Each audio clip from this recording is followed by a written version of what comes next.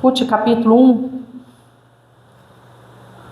E o versículo 16, ele vai nos dizer assim: disse, porém, Ruth: não me insistes para que te deixe e me obrigue a não seguir-te, porque onde quer que fores, irei eu, e onde quer que pousares, ali pousarei eu. O teu povo é o meu povo, o teu Deus é o meu Deus. Você pode glorificar o nome do Senhor? Quando vamos falar sobre mulheres, a gente fala às vezes sobre uma carga. Às vezes podemos dizer que até um peso.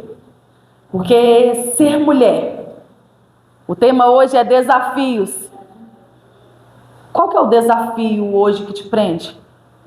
Qual que é a tua dificuldade? Qual que é aquela situação que você olha e, meu Deus, está difícil, está pesado? Nós mulheres precisamos cuidar da casa, precisamos cuidar dos filhos, precisamos cuidar do esposo, precisamos cuidar dos afazeres da igreja. Muitas de nós trabalhamos fora e chega o final do dia, ufa. Mas hoje já ouvimos aqui o Senhor dizer que a graça dele nos sustém e nos mantém de pé. Glória a Deus. Eu não sei qual é o seu desafio nesta noite. Se é o seu filho, se é a sua filha, se é o seu esposo, se é alguma doença. Mas eu sei que a graça do Senhor, ela nos mantém de pé. Glória a Deus. Aleluia. Hoje nós vamos falar de uma mulher em que tinha uma vida, acredito que eu abençoada, acredito que eu uma vida feliz. Porque o nome desta mulher, Noemi, vai dizer que ela era uma mulher agradável, que ela era uma mulher suave. Noemi tinha um esposo, Noemi tinha 2 filhos. Noemi morava e vivia em Belém, na terra do pão. Mas de repente a Bíblia vai nos dizer que chega uma apostasia naquele lugar. A Bíblia vai nos dizer que eles viviam naquela época dos juízes, em que o pecado estava tomando conta do povo de Deus. A Bíblia vai nos dizer que de repente a terra do pão começa agora a não ter pão. A Bíblia vai nos dizer que de repente aquele lugar começa a faltar alimento e começa uma escassez naquele lugar. E às vezes, se pararmos para olhar, a situação que vivemos nos dias de hoje não é diferente daquele povo. E às vezes não é uma escassez de pão, de alimento físico, mas uma escassez de alimento espiritual. Vivemos em dias em que as pessoas se preocupam com tantas coisas. Mas nossa, hoje eu não tive tempo de orar. Nossa, hoje eu não tive tempo de ler a Bíblia. Nossa, fiz tanta coisa, Senhor, me perdoa, mas hoje não deu. Mas tudo que nós precisamos é do alimento para a nossa alma. Tudo que nós precisamos para estar de pé é alimentar a nossa alma, é alimentar o nosso espírito. Às vezes chegamos no final do nosso dia tão escassos, tão cansadas, tão exaustas. E hoje eu não vou no culto, eu não aguento, estou cansada, a cabeça dói. Mas é aqui onde encontramos o alimento para a nossa alma, para caminhar mais uma milha. Meu Deus, aleluia. Começamos aqui fazendo um círculo para orar. E eu me lembro que quando ainda era criança, minha mãe nos pegava toda terça-feira, 2 horas da tarde. Não perguntava se queríamos, ela nos levava para o círculo de oração. E quando chegávamos ali, a tia Selma, que todos conhecem, quase sempre estava cantando: em fervente oração, vem o teu coração.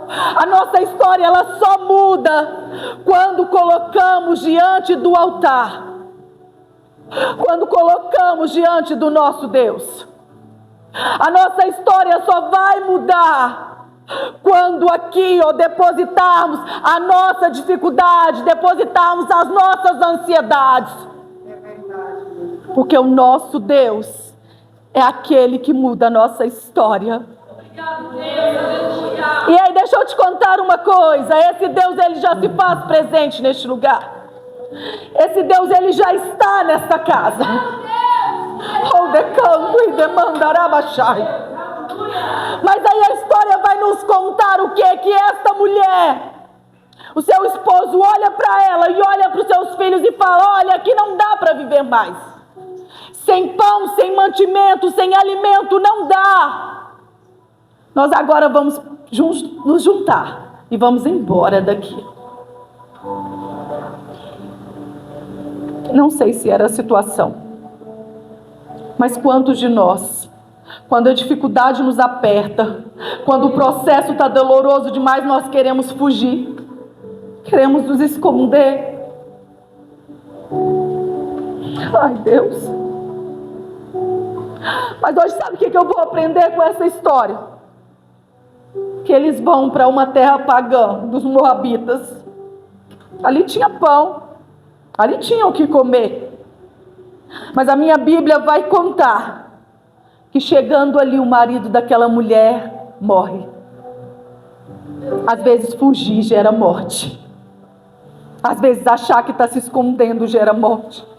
Ah, Kênia, você fala isso porque você não sabe o que eu estou passando. Você não sabe o que está acontecendo. Eu não preciso saber. E eu vou te dizer ainda mais. Talvez pode achar até que eu sou grossa. Não me interessa o seu problema. Mas eu sei que servimos um Deus que tudo pode.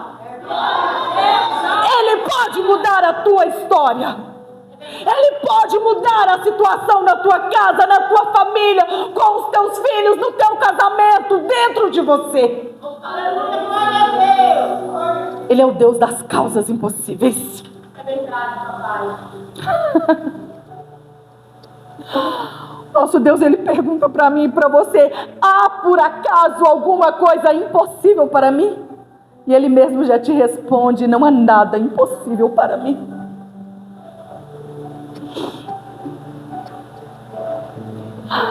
Ai, Deus.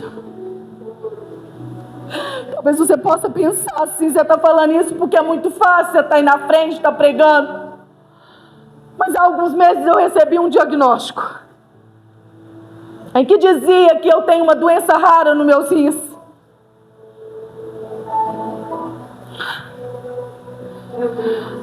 Eu fiquei 30 dias internada. Depois desses 30 dias vim para casa, passei 8 dias em casa e depois mais 20 dias internada. E um dia eu estava naquele quarto de hospital. E quando eu olhei as pessoas que estavam ali, eu disse para o Senhor assim: Senhor, que cenário de morte. E Deus claramente, ele me disse assim: ainda que o cenário seja de morte, eu continuo sendo a vida. Ainda que a tua situação seja difícil, Deus está dizendo: eu posso, eu sou, eu faço. E naquele dia em que as minhas forças estavam esgotadas, em que eu pensava, a médica tinha passado pela manhã e dito: o seu caso é para ir para hemodiálise. Eu chorava, e eu dizia para Deus: Deus, eu não suporto, eu não aguento isso. Mas o nosso Deus, ele faz além do que pedimos, pensamos ou imaginamos. Mas naquele momento o Senhor disse para mim assim: você vai levantar da tua dor e vai curar a dor de outros. Como é difícil, Edivone, você vê as tuas latas não ter as coisas e ter que dizer: Jesus é a provisão. Você está num leito de hospital e ter que dizer: Jesus cura, Ele é a cura. Você está vivendo um caso de abandono e ter que dizer: Jesus é amor, Jesus é Pai, Ele cuida. Mas hoje o Senhor está dizendo para mim e para você: levanta da tua dor, vai cuidar da minha obra, porque eu cuido dos teus problemas.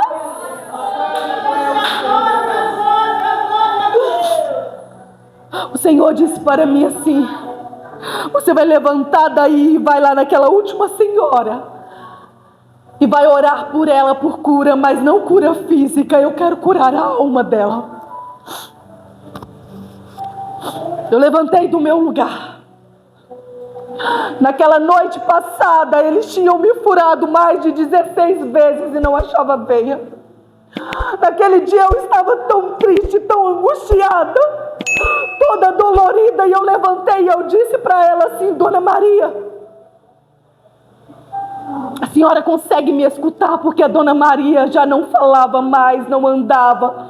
Para os médicos já tinham desenganado Dona Maria. Eu falei com ela: se a senhora me escuta, eu preciso que a senhora pisque para mim. A Dona Maria, pastor Jonas, piscou naquela hora. Eu não vou dizer para você que eu fiquei feliz, não, que eu fiquei desesperada. Que eu pensava assim: se eu começar a orar e a Dona Maria morrer, Deus, não deixa isso acontecer comigo, não. Naquele momento era impressionante, mas não entrava médico naquele quarto, não entrava enfermeira, a moça que cuidava dela não estava ali, era eu e Dona Maria e uma outra senhora que também estava em estado terminal. E eu falei com a Dona Maria: Jesus, Ele quer te curar, mas não é cura física, é cura da sua alma. Dona Maria, naquele momento, ela começou a chorar, e ela respirava muito ofegante, aquilo me causava um desespero muito grande. Os aparelhos de Dona Maria começaram a disparar e eu pensava: Deus, tenha de misericórdia. Eu comecei orando pelaquela mulher e eu pedi ao Senhor que curasse a alma dela, e ela chorava muito. Eu falei assim: Dona Maria, eu preciso te fazer uma pergunta, mas eu preciso ter certeza que a senhora está entendendo. Mais uma vez eu vou te pedir, se a senhora está entendendo, pisca para mim. Ela tornou a piscar. Eu falei: Dona Maria, somente Jesus pode trazer alívio para a tua alma. A senhora quer aceitar Jesus como teu Salvador, Dona Maria? Eu sei que a senhora não pode falar, mas se a senhora quiser confessar Ele, apenas pisque os seus olhos. A Dona Maria piscou os seus olhos como se dissesse: eu quero Jesus.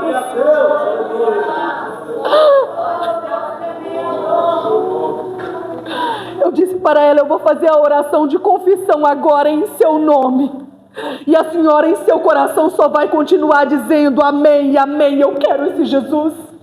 E eu comecei a fazer a oração. Peguei um lenço, sequei Dona Maria porque ela estava muito suada. E eu falei: agora, Dona Maria, eu preciso voltar para o meu leito, que eu estou sentindo muita dor no meu corpo. Eu vou dizer para vocês que eu deitei ali desesperada, pensando: a qualquer momento a Dona Maria vai dessa. Mas o Senhor sabia que eu não aguentava ver Dona Maria partindo. Eu fui embora e tive alta. Passado 2 dias, a moça que estava naquele quarto, ela me disse: Kênia, a Dona Maria veio falecer. Mas isso não gerou tristeza no meu coração, sabe por quê? Porque eu sei que Dona Maria está no leito com o Mestre. Kênia, o que isso tem a ver com a nossa história? Tem a ver que hoje Jesus está te dizendo: para de mimimi, para de reclamar e começa a adorar, comece a glorificar, comece a exaltar, porque Jesus vai mudar a tua história. Glória a Deus, aleluia. Vim para casa. E aí, Kênia? A cura veio? Não.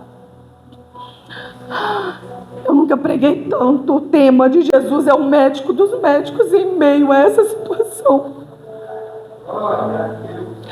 E um dia o diabo me afrontou cara a cara e disse para mim assim: como você pode pregar que Jesus é o médico dos médicos se você está nessa situação toda inchada? Eu disse assim: ei, ainda que Ele não me cure, Ele continua sendo a cura. Ele não precisa fazer em mim para ser, porque Ele é. E eu vou continuar declarando pro céu, pra terra, pro inferno ouvir: Jesus é a cura.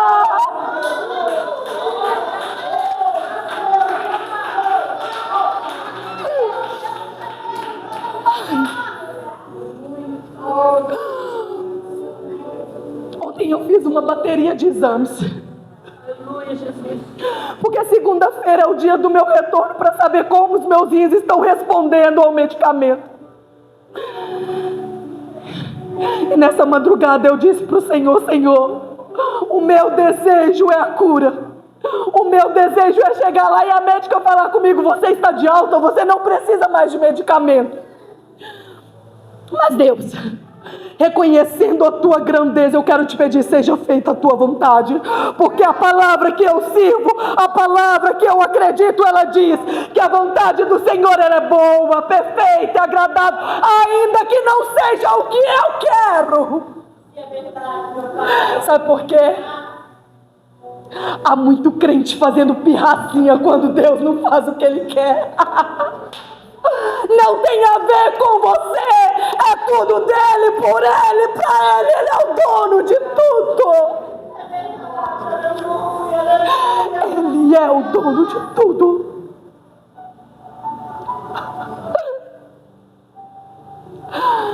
Você pode pensar assim: você está se achando que ele não? Eu sou a menor da casa. Quando eu cheguei aqui, sabe qual foi meu pensamento? Jesus tem misericórdia. Parece que hoje é um culto de pregador. Pastor Jonas de um lado, Edivone do outro, Stephanie do outro, Poliana do outro, Elaine do outro. Tenha de misericórdia. Pastor do outro. E vou confessar ainda mais, hein? Pregar vendo o pastor Jonas olhar pra gente não é fácil, não. Mas Jesus é bom. Ele é bom. Estamos agora num mês chamado Maio Laranja. Os irmãos sabem que eu trabalho com crianças. E o meu pedido, Edmond, todos os dias é: Senhor, me ajuda a levantar em defesa da infância. E hoje, quando eu levantei, desde ontem, não sei se os irmãos viram o caso do Azaf, uma criança de 3 meses, que estava na UPA do Justinópolis, precisando de um helicóptero para ir para Passos, onde saiu uma vaga, porque esse menino está com bronquiolite e ainda pegou pneumonia. Não dormia, Divone, pensando nessa criança. E de repente descubro que outra menina, que é conhecida nossa lá do Botafogo, a filha dela de 2 meses estava na UPA também do Justinópolis com a mesma situação. E as 2 crianças precisavam desse helicóptero. Marcamos tudo que vocês pensarem de deputado, vereador, tudo que vocês pensarem. Nada. E eu pensava: Senhor, se essas crianças morrerem. O Azaf é filho único. Os pais estavam desesperados. E de repente sai uma promessa: amanhã, às 7 horas da manhã, vai ter um helicóptero para levar Azaf e Alice para Passos. Não, foi só promessa. Quando chegou de manhã, Stephanie não teve helicóptero. Meu Deus. Deu 8 horas, nada de helicóptero. E aí falaram assim: é aí que eu quero trazer um exemplo para você. Ser igreja é se mobilizar. Ser igreja é se levantar em defesa da infância, em defesa do idoso, seja o que for. Mas precisamos sair para fora. A igreja onde os pais do Azar se congregam disseram: vamos descer todos para a UPA.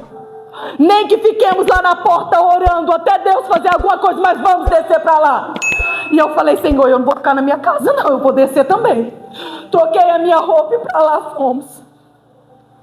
Quando chegou lá, a mãe do Azaf saiu para fora desesperada, porque os médicos disseram: seu filho piorou ainda mais.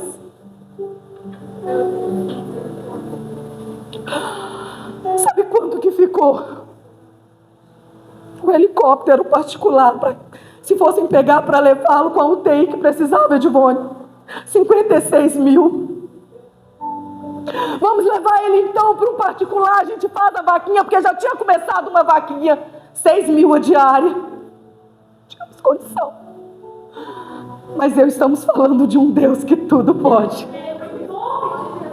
Reuniram ali em oração em um círculo, como fizemos aqui, começamos a clamar. Deus pode. O homem não faz, mas Deus faz.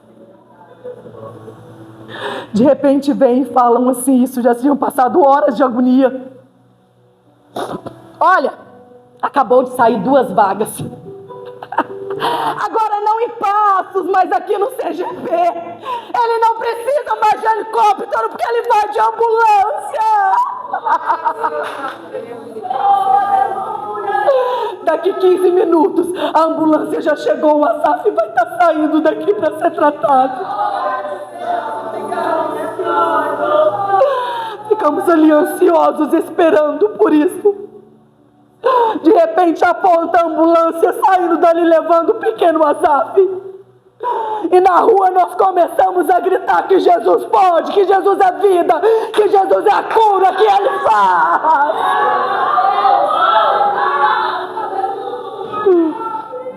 O Asaf nesse momento está lá no CGP. E a Alice também, que a Alice foi depois. Ainda sendo tratados. Mas se eu e você colocarmos eles no nosso joelho, na nossa oração, nós vamos ter milagres para contar. Mas e aí, Kenny, o que isso tudo tem a ver com a Noemi? É porque a Noemi tinha vivido tanta coisa ruim, tanto problema. Daqui a pouco não era só seu marido, seus filhos também morrem. Que ela falou assim: Edivone, não me chama mais de Noemi, não. Eu não sou mais doce, eu não sou mais suave, agora eu quero ser Mara, eu sou a amarga. Quantas de nós estamos nessa situação? De eu não aguento mais. Mas Deus hoje está dizendo para mim e para você: eu sou o teu sustento, eu sou a tua força, eu sou aquele que cuida, aquele que faz, aquele que pode, o grande eu sou. Ai, Deus, tu és maravilhoso. Acontece que agora Noemi, ela se depara em que Belém tinha voltado a ter pão. Não sei se você sabe, mas naquela época, ser viúva e não ter filhos era estar à mercê de maldade, de estrupo. Viravam até prostitutas. Mas para aquele que serve ao Senhor, o Senhor tem novidade de vida. Ela fala: vamos voltar para lá. Chegando no meio do caminho, ela olha para suas noras e diz: minhas queridas, eu não tenho mais nada. Isso ela pensava para oferecer para vocês. Voltem para o povo de vocês, voltem para onde ainda há esperança. Assim ela pensava, porque a esperança nossa está em Deus. A Bíblia vai nos contar que elas se abraçam e choram alto. E eu pergunto para você, mulher: mulher chora alto é sinal de desespero. Sabe por quê? A gente engole muita coisa pelos nossos filhos, pelo nosso marido, pela nossa igreja, pela nossa casa. Mas quando uma mulher chora alta, corre lá, porque está acontecendo algo muito sério. Uma delas olha para ela e fala: minha sogra, eu vou ouvir a sua voz e vou voltar. E volta. Mas tinha uma que olhava para ela e dizia: a senhora é um exemplo para mim. A senhora é tão boa para mim, eu não vou voltar de jeito nenhum. O teu povo será o meu povo, o teu Deus será o meu Deus. Aonde você morrer, ali estarei eu. Eu não te deixarei, Noemi. Sabe o que o Senhor está falando para mim e para você, mulher? E homem também que aqui está. O Senhor hoje está levantando pessoas para te ajudar. A Bíblia vai nos contar que Moisés, em certa hora, seus braços erguidos e ó, não estou aguentando. Vem cá, Joane. E Deus levanta alguém, ó. Vem cá, Gê. Não estou aguentando. Ai, decaldo, vem cá, Gê. Segura aqui. É assim que o Senhor faz contigo hoje. Se você não aguenta, Ele te carrega nos braços. Se você não está aguentando, Ele te segura. Se é do abraço que você precisa, o Espírito Santo te abraça nesta noite. Se é de um colinho que você precisa, papai te diz: vem, deita aqui. Ele é tudo que nós precisamos. Ele é suficiente. É verdade. Acontece que elas voltam. E quando elas voltam, Noemi diz para ela assim: olha, Ruth, nós precisamos comer. Tem aqui um tal de Boaz, que é meu parente. Naquela época, pela lei de Moisés, as pessoas mais pobres, elas podiam colher o que caía no chão. Vai lá no campo colher. Mas saiba que há sempre alguém te observando. Um dos chefes ou um dos trabalhadores de Boaz diz para ele assim: olha, Boaz, tem uma moça aí, trabalhadora. Ela não sentou um minuto, ela não parou, o tempo todo ela ficou trabalhando. Quem é essa? Uma tal de Ruth, é parente de Noemi.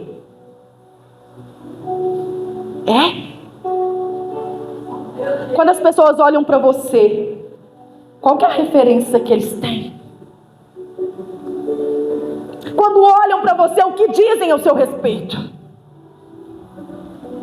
Qual que é a visão que as pessoas têm de você? Kênia, não me importa, eu não estou nem aí para o que os outros pensam. Comece a se preocupar, porque você precisa refletir Cristo. Precisamos refletir Cristo. E acontece que ela vem para casa agora com o cesto cheio. E eu já estou encerrando, porque a hora já se foi. E Noemi vai falar com ela assim: eu tenho uns conselhos para você. Glória a Deus, aleluia. Vivemos numa geração que não gosta de obedecer. Mas o Senhor, Ele requer obediência. E ela diz assim: olha, minha filha, vai lá. Deita nos pés de Boaz. Mas tem que ser na hora certa. Não é chegar e se jogar, é na hora certa. Calma.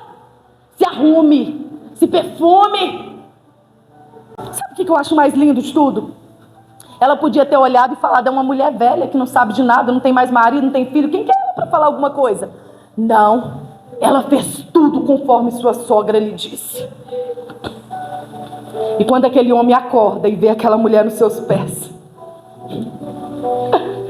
ele fala: olha, minha filha, se levante daí. Sai daqui antes que os outros acordem, antes que os outros te vejam e você agora fique suja ou mal falada. Mas olha, eu quero te resgatar. Mas há alguém na minha frente.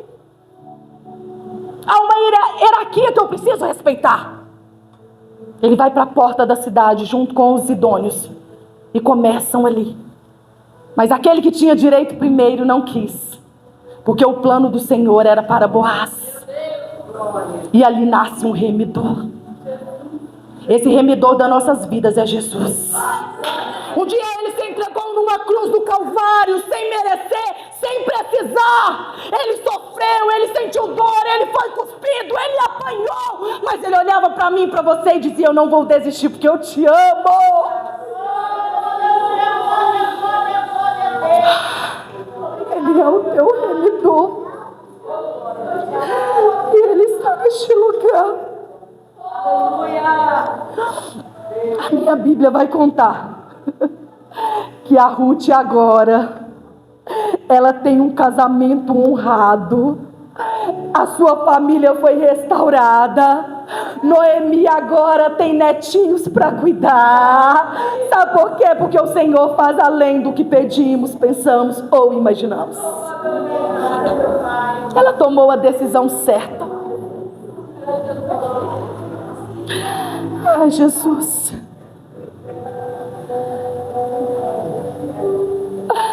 Quantas bênçãos que poderia naquela época, pastor, viver uma viúva, moabita ainda, mas ela decidiu servir um Deus que tudo pode. Ela decidiu servir um Deus verdadeiro, e esse é o Deus da minha e da tua vida, querida. Aleluia!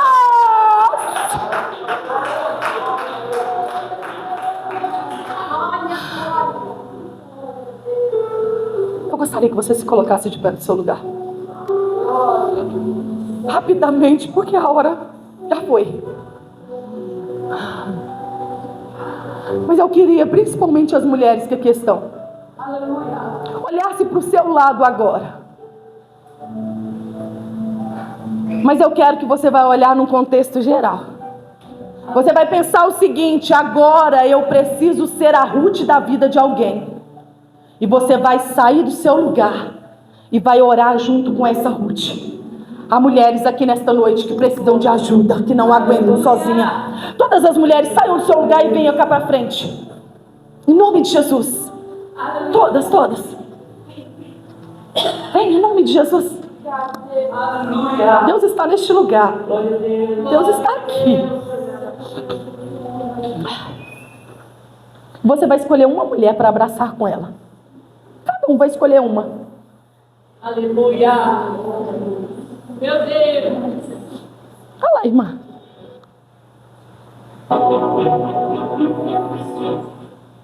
Isso.